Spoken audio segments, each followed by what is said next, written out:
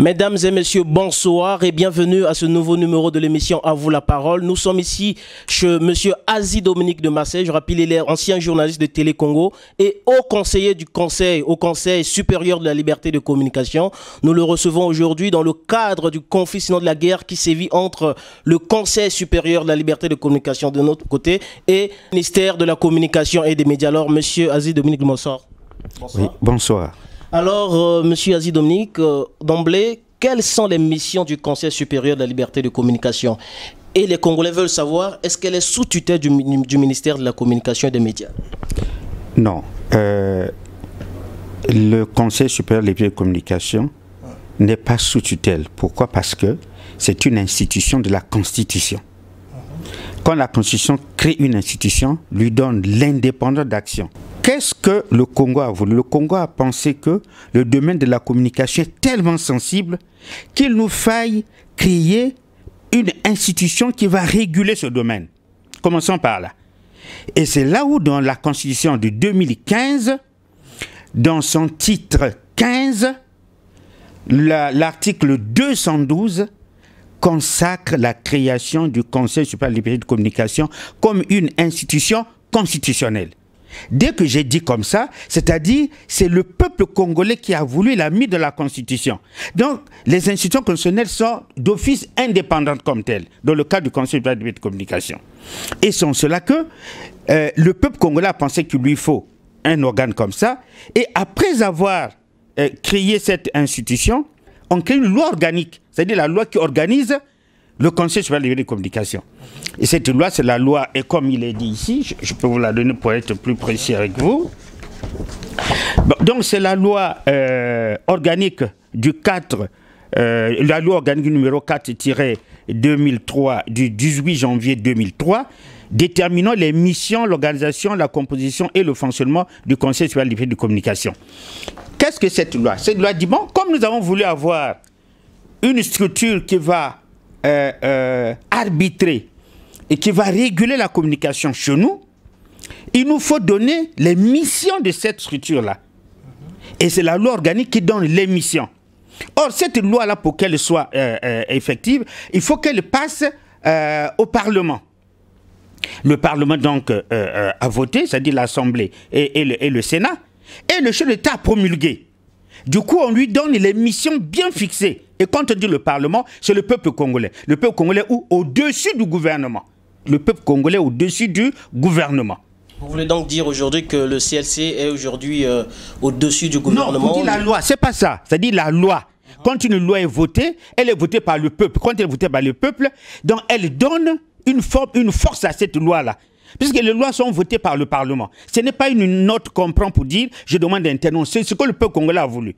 En plaçant cela, donc le peuple a dit « est-ce que nous le mettons sur quoi ?» On dit « c'est une entité administrative indépendante ». Quand on dit indépendant, donc elle n'est pas sous tutelle. L'unique tutelle d'une institution, ça peut être la présidence de la République. Et surtout le régulateur. Vous vous rendez compte qu'à la présidence de la République. Mais puis chaque fin d'année, nous faisons un rapport au chef de l'État. Le gouvernement nous consulte pour des questions techniques que nous donnons réponse en tant qu'organe technique. Parce que la communication doit être gérée par un organe technique. C'est le Congo qui a voulu ça. Donc nous sommes une entité administrative indépendante en tant qu'institution constitutionnelle. Du coup, nous ne sommes pas sous l'autorité du gouvernement en termes de ministère de la communication, non. Le gouvernement est une institution de la République comme le Conseil constitutionnel. Et quand vous prenez le préambule de la Constitution, on vous donne ici, voyez-vous, l'article 5, Conseil supérieur. Vous avez la Cour de compte des budgets. Donc vous avez tout ça, le pouvoir exécutif. Donc toutes les institutions ici, qui sont placées ici. Chacun a son titre. Donc la Constitution, c'est dit, c'est le peuple congolais qui a voulu que ça soit comme ça. Alors maintenant, quand on a créé, on nous donne comment nous avons travaillé. Et les normes disent, disposition générale, article 1er, il a institué un Conseil supérieur à la liberté de communication qui garantit l'exercice de la liberté d'information et de la communication dans les conditions définies par la présente loi organique. Article 2, le Conseil supérieur de la liberté de communication est une autorité administrative indépendante chargée de réguler la liberté de communication. Vous avez entendu? Indépendante. Donc, les députés auraient pu dire est une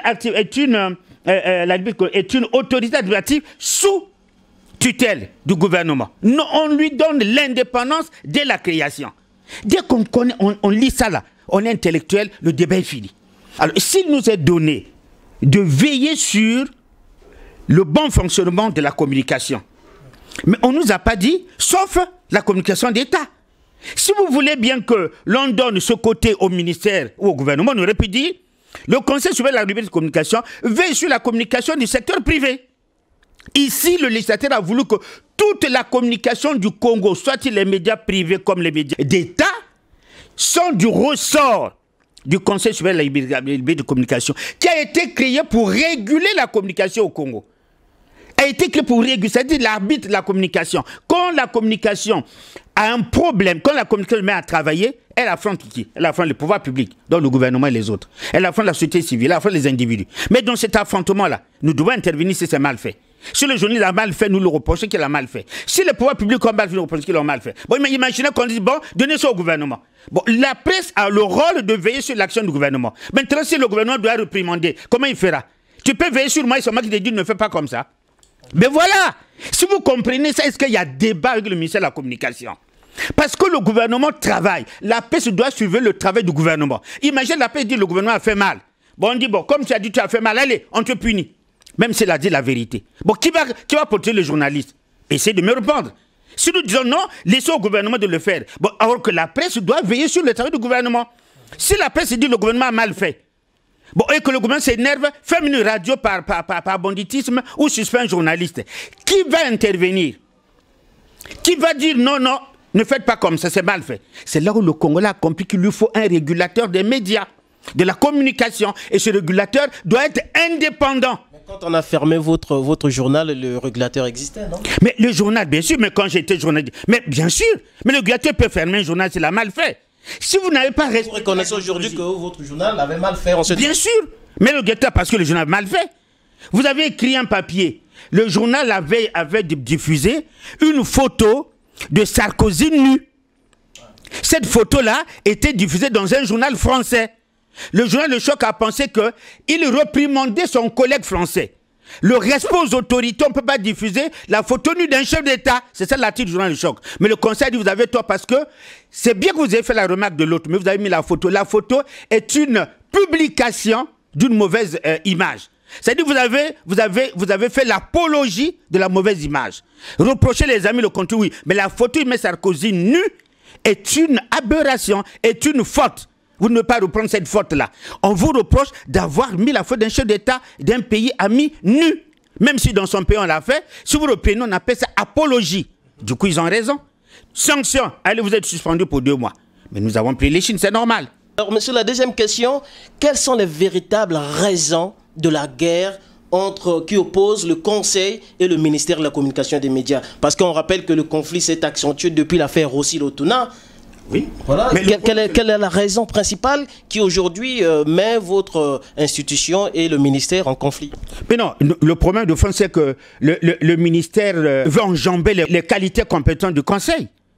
Il n'appartient pas au gouvernement de faire obstruction sur les missions du Conseil. Qu'est-ce que j'appelle mission du Conseil? Le cas Otuna, tel que vous le dites, il est précis. Allons-y regarder, vous êtes journaliste, j'espère que vous allez comprendre ce que ça veut dire. Un débat est organisé sur le coronavirus. Bien.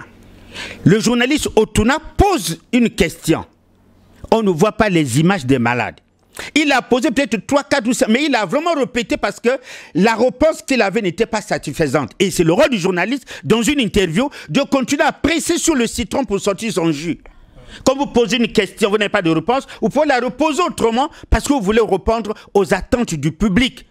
Qu'est-ce que le public veut? Il veut savoir. Et le journaliste est le porte-parole du public. Cette question n'avait pas eu de réponse. Il a répété plusieurs fois. Il a eu la réponse qu'il a eue. Il est rentré chez lui. On ne lui a rien dit. Le lendemain matin, monsieur veut aller au boulot. Nous ne savons pas ce qui s'est passé. Et dit-on, il est suspendu. Et comment nous avons pris l'affaire en main? Mais c'est parce que notre président, le jour de la liberté, la journée mondiale de la liberté de l'information, a été reçu au journal de Télé Congo. Et la journaliste lui a posé, on dirait, cette question capitale. notre collègue a reçu le tunnel suspendu, votre opinion? Dans l'organisation de conseil, ce qu'on appelle l'autosaisine. Le président dit, ah bon? Mais reconnaissez-vous aussi la pression des réseaux sociaux sur cette affaire? Bien sûr, il y a eu des réseaux sociaux qui ont fait une grande pression, qui en parlaient déjà. Les réseaux sociaux parlaient. La question de votre collègue. Ah voilà, c'est notre collègue. Les réseaux sociaux en parlaient, tout et tout. Et nous regardons comme les réseaux sociaux disent tout et rien à la fois. Bien, on attend. Là, c'est un média officiel, journaliste qui pose la question. Le président dit, ben, je ne peux pas vous donner la réponse. Je mets mon équipe en marche qui va enquêter sur le dossier. Évidemment, un journaliste est suspendu. Le rôle du conseil est de regarder, est-ce qu'il est suspendu pour avoir commis une faute professionnelle? Oui ou non? C'est notre rôle de régulateur. Alors, qu'est-ce qu'on fait? Allons-y regarder. Nous avons mené une enquête sur le cas Otuna. Et pour une enquête, on écoute les gens. On a convoqué Otuna, on a convoqué l'ADI, on a convoqué le DG. L'ADI est arrivé, le DG n'est pas venu. Le conflit commence par quoi? Le DG adresse une correspondance au président du conseil pour dire juridiquement, je réponds du ministre de la Communication, je ne peux pas venir à votre invitation. Invitation, pas convocation, excusez-moi. C'est une invitation. Bien. Juridiquement, il répond. Donc, quand un journaliste est suspendu, celui qui répond, c'est le ministre de la Communication, pas son directeur général. Je ne connais pas dans un seul pays au monde où une faute commise par un journaliste, si on veut la comprendre, on appelle son ministre. Je ne connais pas dans un seul pays au monde. Le ministre, c'est l'administration de la maison, ce n'est pas le technicien. La preuve en est que dans certains pays, comme dans le nôtre, le ministre n'est pas un journaliste. Il a des techniciens aguerris à la matière. Dans certains pays, le ministre de la Défense n'est pas un militaire. Le chef d'état-major est obligatoirement militaire. En matière de communication, le directeur de la télévision peut ou ne pas être un journaliste. Le ministre peut ou ne pas être un journaliste. Mais le directeur de l'information est obligatoirement un journaliste. Du coup, nous avons appelé la DI parce que sa responsabilité engagée dans le cadre du Télécongo, c'est la DI, est engagée en qualité de directeur de l'information. Qu'elle nous explique comment est-ce que... Pourquoi vous n'avez pas convoqué le ministère dès lors que le directeur de Télécongo vous dit clairement que lui dépend du ministère? Mais nous, pas parce que ce n'est pas comme ça. Parce que dans nos attributions, le journaliste qui commet une faute professionnelle doit reprendre sa rédaction. Que dit la loi? Allons-y. L'article 13. Nous sommes sur éthique et déontologie. Voilà. Article 13. Les journalistes préservent leur indépendance et refusent toute pression. Ils n'acceptent d'instructions que celle de leur hiérarchie rédactionnelle. Donc, quand un journaliste commet une faute ou quand un journaliste est poursuivi, c'est sa rédaction qui est responsable. Ce n'est pas le ministère qui est responsable. Quand un journaliste est suspendu, qui suspend le journaliste? C'est le directeur général qui a dit « Monsieur, tu restes à la maison ». Le DG l'a dit, tu restes à la maison. C'est après avoir écouté les gars, a fait notre enquête. La DI, dans l'enquête, avant de les appeler, dans l'enquête préliminaire, nous dit, j'ai reçu instruction du directeur général de dire à M. Otuna de rester chez lui, de ne pas venir travailler. Madame, nous voulons vous écouter sur cette affirmation. M. Otuna, enquête préliminaire, oui, j'ai été informé par la DI et par le DG lui-même au téléphone que je ne devrais pas travailler. Ah bon? Nous voulons vous écouter sur procès verbal. Du coup, le DG qui dit à Aline Tokabeka, qui est directeur de l'information, de dire qu'Otuna est suspendu. Du coup, le DG qui dit à Otuna qu'il est suspendu. Bon, vous voulez que nous appelions le ministre pourquoi? Celui qui dit c'est le DG. Du coup, on a appelé le DG, une invitation, et on a appelé Otuna, on a appelé l'ADI. Otuna parce que c'est le journaliste suspendu qui nous confie s'il est suspendu ou non. L'ADI parce que tout acte rédactionnel posé par un journaliste répond de la direction de l'information et non du ministre et du directeur général. Et le DG, pourquoi? Mais parce que c'est lui qui suspend. Mais est-ce que le DG, en vous disant que lui dépend du ministère, ne confond pas les rôles? Mais bien sûr, quand j'ai dit non, pourquoi? Parce qu'évidemment, c'est une pilote, en fait, il s'est caché derrière son ministre. Quand vous dirigez une maison... Une manière de se protéger ou pas? Mais une manière de se protéger, est-ce qu'administrativement c'est normal? Est-ce qu'on crée la protection de manière comme moi je me protège? Non. La protection du ressort de la loi. Que dit la loi? Donc toi là, pour te protéger, tu peux prendre les armes. Quelqu'un dit tu le tues parce que tu veux te protéger. Moi j'ai des bandits, je me les tuer parce que... Non. La protection du ressort de la loi. Il ne peut pas dire je me protège. Est-ce qu'il était convoqué? Il était invité. Ça veut dire quoi? C'est une lettre qu'il invite. Monsieur le directeur général, nous vous invitons sur le cas Otuna. Avec une élégance administrative. Il serait chez nous pour dire, voilà, M. Otuna a commis telle faute professionnelle. Vous avez le droit de me poser la question parce que l'État congolais, l'État congolais ou bien la population congolaise, vous reconnaissez ces compétences-là. C'est vous qui êtes régulateur. Quand un journaliste a un problème, évidemment, vous voulez savoir de quoi il s'agit. Nous avons suspendu Otuna pour telle faute professionnelle. Et nous, qu'est-ce qu'on fait? On écoute Otuna, on écoute la DI qui nous confirme la faute. Et nous disons oui, mais il a tort. Donc nous pouvons valider la faute, on dit qu'il a tort. Mais si la faute n'y est pas faite, nous, au régulateur, on dit non, là, il n'y a pas faute. Parce que la faute doit répondre à l'éthique et la déontologie. C'est ça la faute.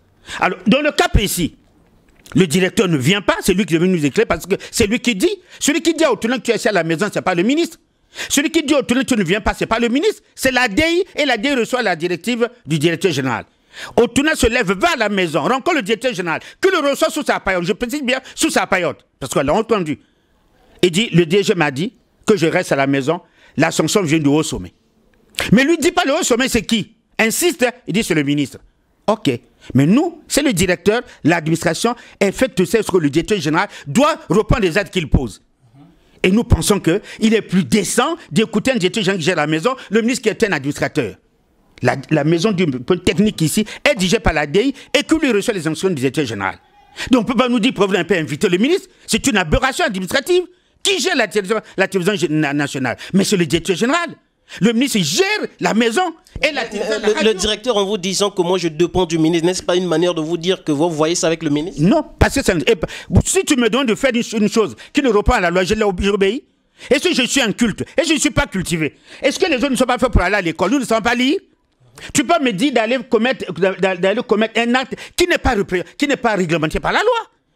Est-ce que si tu me dis, moi, directeur général, je vais t'écouter sur le gars, tu dis, il faut mon ministre. Je dis non, c'est faux. Je ne peux pas aller parce que ce que tu m'as dit ne se fait pas. Aucun pays au monde, je dis mais aucun pays, mais confondez-moi mon Dieu. Un journaliste commet une bêtise, ça peut être une infraction, ça peut être une diffamation. Mais on interpelle qui? Directeur de l'information plus le journaliste. Je n'ai jamais vu on interpeller le ministre. Dans quel pays? Mais enfin, nous parlons quand même des intellectuels, non? Pourquoi au Congo, vous êtes aussi faible devant la loi? Depuis que la diffamation, l'acte posé par le qui lui coûte une sanction pour avoir animé une émission, relève du ministre. Mais relève de la direction générale de l'information qui pense que son journaliste a mal fait. À la rigueur, relève du directeur général qui est le patron de la maison. Mais le ministre, c'est l'administration de tutelle. Du coup, le DG d'abord devait assister à notre invitation. Quand nous on va chez le ministre, pour nous c'est une pirouette qui n'est pas élégante administrativement. Pour nous c'est une faute que de faire comme ça. Pour nous c'est pas normal. Et du coup vous allez nous dire de suivre ce qui n'est pas normal. Mais on était parti à l'école pourquoi? Donc n'importe qui vous dit, faites comme un policier vous arrête, dit écoutez, moi je confisque votre caméra, allez voir le chef d'état-major. Vous allez aussi voir le chef d'état-major. Allez voir le ministre de la Défense. Mais sur votre taxi là, et les papiers, allez, je confisque. Allez voir le ministre de la Défense. Mais attends, ce policier a quand même un chef hiérarchique direct. Avant d'aller au ministre de la Défense. Il répond de quel commissariat? Il n'y a pas un commissaire pour ce commissariat là. Donc il vous écrit, moi je ne réponds pas, allez voir le ministre de la Défense. Vous devez voir le ministre de la Défense. Dites-moi c'est oui. C'est exactement la même chose. Voyez-vous? Donc le Otuna a été effectivement retrouvé son poste. Mais notre rôle n'est pas celui-là. Non. Mais le suivi, vous ne suivez pas? Non, écoutez. Je vous prends un autre exemple simple. Évidemment, il faut organiser ce genre de débat pour que les gens comprennent. Nous sommes régulateurs. Nous disons un tel a raison, un tel a tort. L'application d'une faute, si on pense qu'il faut poursuivre dans le sens d'aller punir Pierre ou Paul, mais la justice peut faire son travail ailleurs. Nous avons la capacité de suspendre un organe de presse quand il a mal fait, un journaliste quand il a mal fait. Ici, nous avons le cas d'Otuna, il n'y a pas de faute. Vous avez dit sur le papier, Rossi retrouve son poste et effectivement, vous ne savez pas. Oui, ce n'est pas à nous d'aller l'imposer. On lui a dit qu'il retrouve son poste parce que, évidemment, il n'y a pas faute. Mais l'avez-vous suivi déjà au journal de télé? On ne l'a pas suivi. On ne l'a pas suivi. Ça veut dire que les instructions n'ont pas été respectées? Oui, n'ont pas été respectées. Mais s'ils n'ont pas été respectés... Que faire? Mais non, mon frère. Ça, c'est la Constitution qui nous donne le pouvoir. Si ceux qui gèrent les institutions méconnaissent le règlement des institutions, mais c'est qu'ils sont voyous. Si moi, je commets une infraction, je prends un exemple simple que vous allez comprendre. Bébé noir, arrêté par la police. Ils appellent le procureur, disent, monsieur le procureur, voilà les bébés noirs. Ils ont tué des gens.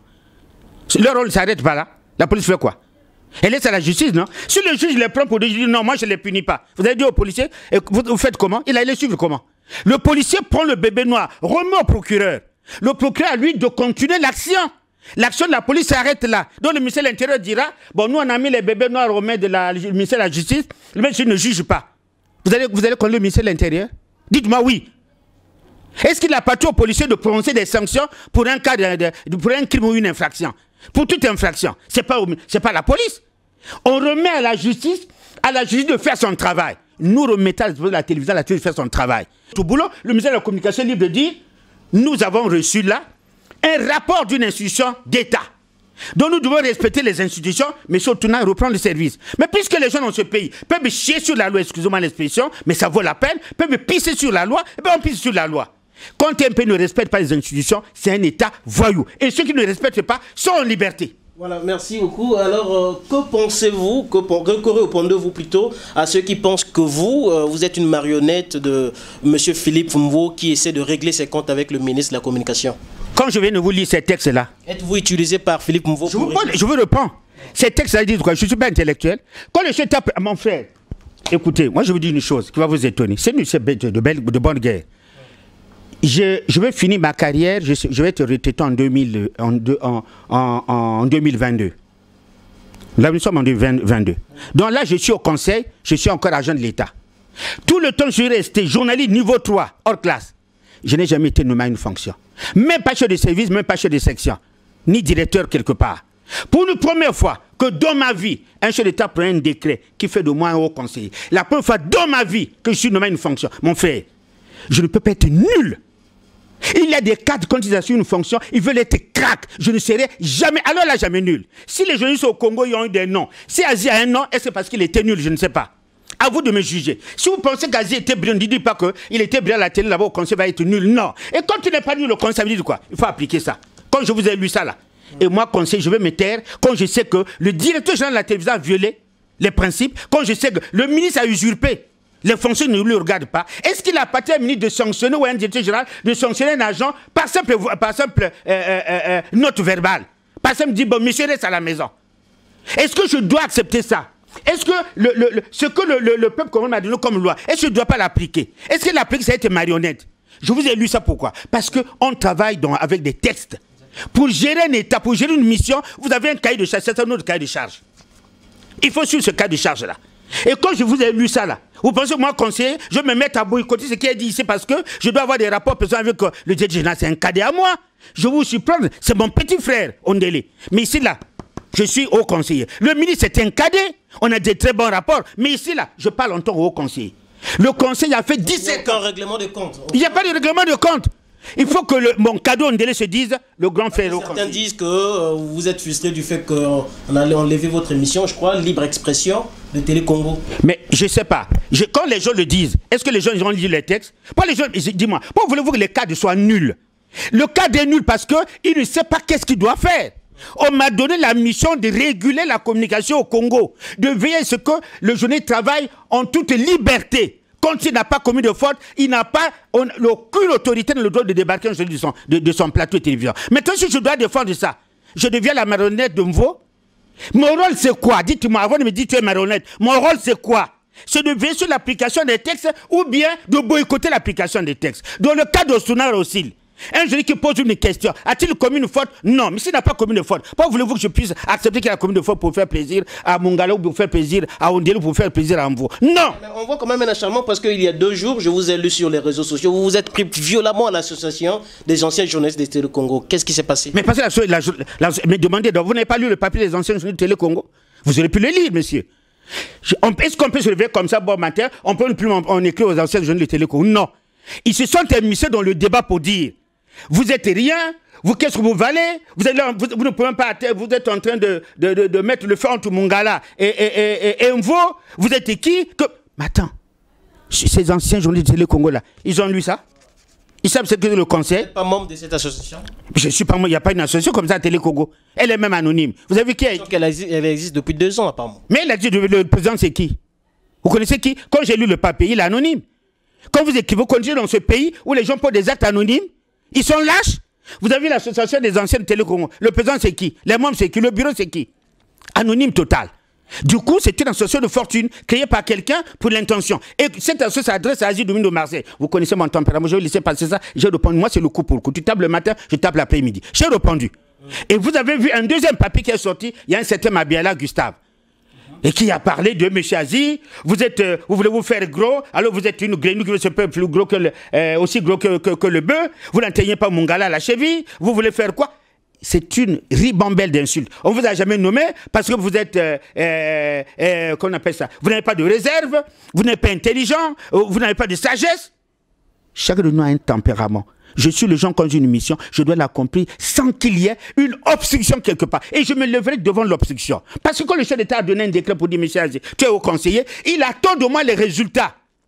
Et voilà pourquoi ce pays ne marche pas, parce que les gens assument des fonctions qu'ils ne sont pas capables de défendre avec véhémence. Et moi, la mienne là, avant que les 3 ans ne s'achèvent, comme ils ne me reconduisent plus, je ferai ce boulot comme il entend. Le conseil a fait 17 ans, il n'avait pas le bruit que vous avez aujourd'hui. Dites-moi c'est faux. Le conseil a 17 ans. Il y a eu des gens comme nous sommes, on dit, pas question. Dans ce pays n'appartient pas à n'importe quelle autorité d'aller débattre le jeune de sa mission, le mettre à la maison par la seule volonté d'une autorité. Non.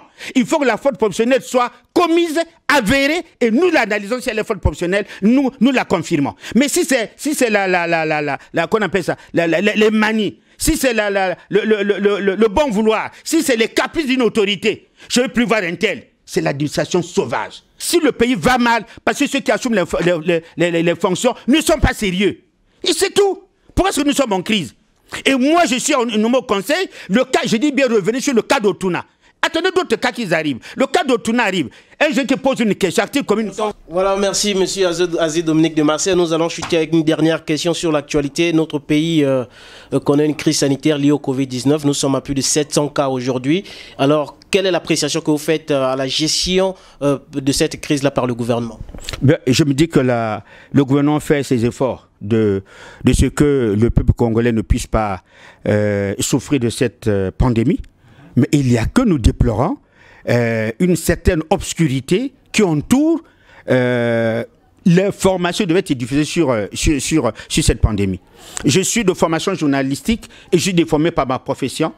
Chaque fois que je n'ai pas une information sur un cas précis, se dessine devant moi une forme d'obscurité. Et cette obscurité-là ne m'aide pas. Les télévisions, les radios n'arrivent même pas à nous montrer ces fameux malades pour lesquels Otuna a été suspendu. Évidemment, c'est une forme d'obscurité. On n'a pas dit qu'on ne tient pas compte de la dignité de l'homme. Quand on filme ces gens comme ça, on bande on met un masque, on fout aussi. Voilà, et on au moins, puisque les télévisions européennes mentent, on croit que les télévisions européennes sont moins que les nôtres. Pourquoi voulez-vous qu'en Europe, on voit les malades, sinon on ne les voit pas? Le journalisme au Congo, il est pratiqué différemment qu'en Europe. Or, pour arriver à ces malades-là, ce sont les autorités qui gèrent, qui doivent ouvrir les portes pour que vous, jeunes, vous allez filmer, vous allez regarder. Et vous savez que la déontologie, l'éthique vous oblige à respecter ces personnes à ne pas montrer leur visage. Ça, vous le savez, on ne peut pas vous l'enseigner. Du coup, il ne peut pas avoir peur de ce que vous allez filmer parce que quand vous filmez, on ne verra pas qui. On ne va pas reconnaître la personne filmée. Mais au moins, on peut convaincre l'opinion qu'il a des malades par les images qu'on y voit. L'image est une information capitale. En dehors du verbe, l'image appuie le verbe. Et quand nous avons le verbe, on n'a pas l'image qui appuie. Moi, dans ma déformation professionnelle, c'est ce que je reproche aux gestionnaires du Corona. Voilà, merci monsieur Azi Dominique Marseille. Je rappelle, nous avons reçu aujourd'hui Azi Dominique Marseille, haut conseiller au Conseil supérieur de la liberté de communication. Merci à vous, mesdames et messieurs, de nous avoir suivis et à la prochaine occasion.